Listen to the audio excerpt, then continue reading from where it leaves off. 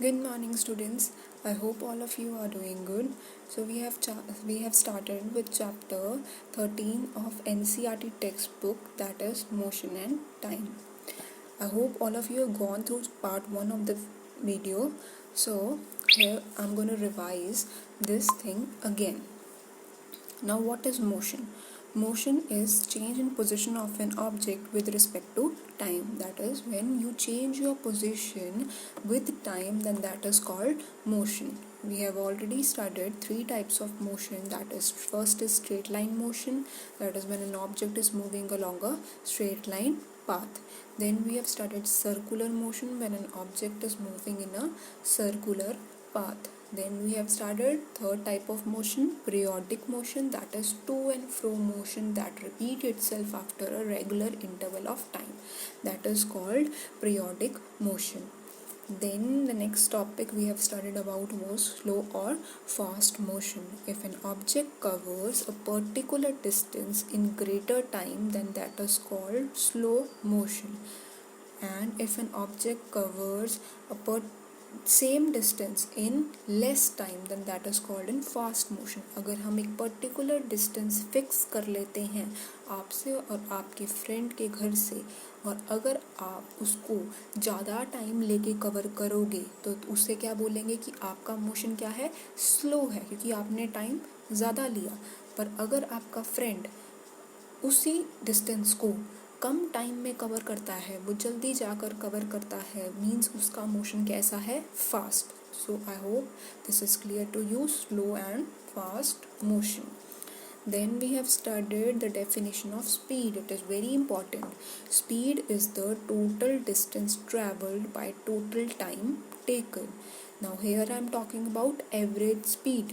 Suppose I say my speed is 20 kilometers per hour. It does not mean that my speed will be 20 kilometers throughout that 1 hour. Means if 15 minutes also my speed will be 20 kilometers, and 30 minutes it also will be 20 kilometers. It may vary.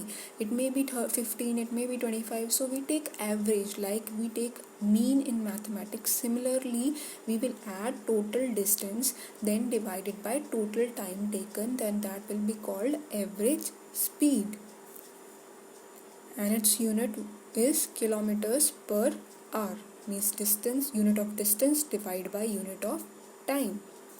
Then we have studied 2 type of motion, uniform motion and non-uniform motion. Uniform motion was when an object covers same distance, when an object covers same distance in same time interval.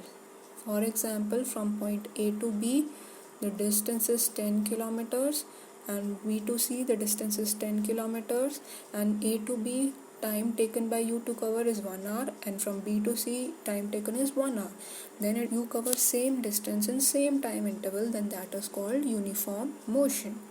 And if you cover different distance in different time interval, for example this is 20 kilometers, this is 10 kilometers, then you take 2 hours, for example, then you cover different distance in different time interval, that is called non-uniform motion. So this we have all studied in the previous part. Now we are going to start new topic, measurement of time. Now how we used to measure time? You will say, if I will ask you what time it is, you will see at your watch and you will tell me the time, it's 10:30. But how, have you ever thought how our ancestor used to measure time? They used to have an approximation. Let's see, if you didn't have clock, how would you decide what time of day it is? Have you ever wondered how our elders could tell approximate time of the day? How do we measure time interval of a month or a year? Our ancestors used to notice certain events that repeat themselves at definite interval of time. For example, sun rises daily, so the time interval between one sunrise and next sunrise is called a day. the time interval between we see sunrise, then sunset, then sunrise. So time, there is a definite time interval. These events used to repeat itself in nature. So that was the approximation method to measure what uh, what time it is. But to measure the exact time, like it is 7 o'clock, 8 o'clock, they used to have an approximation. Now here is given the time between one sunrise and next is called a day, as we are very clear, and month was defined as time between one new moon and next new moon. The time between one new moon and next new moon is 29.5 days, that is approximately 30 days, what we call it a month. And year was defined as time interval between time taken by earth to complete one revolution. Now if we want to measure what time of day it is, we use clock or watches.